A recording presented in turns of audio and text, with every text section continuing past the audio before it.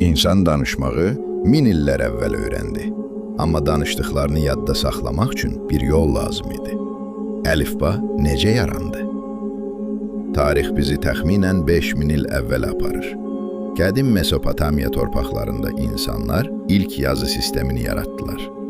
Bu, bugünkü əlifba deyildi. Sumerlər gil lövhələrin üzərinə mixi işarələr həkk edirdilər. Buna mixi yazı deyilir. Hər işarə bir söz və ya anlayışı ifadə edirdi. Eyni dövrdə Misirdə hieroqliflər yaranmışdı. Şəkillərə bənzəyən simvollar.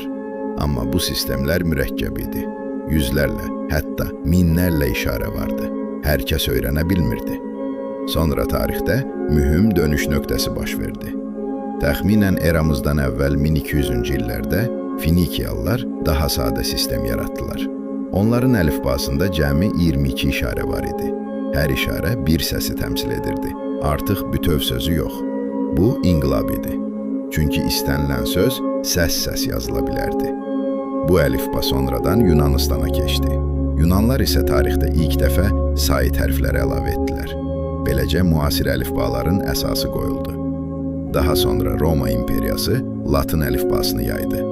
Bugün dünyada ən çox istifadə olunan əlifba məhz onun davamıdır. Bəs bizim istifadə etdiyimiz əlifba? Azərbaycan dili tarix boyu müxtəlif qrafikalardan istifadə edib. Ərəb qrafikası, Kiril və nəhayət müasir Latın əlifbası. Əlifba sadəcə hərflər toplusu deyil, o insanın düşüncəsini zamanın içində saxlama üsuludur.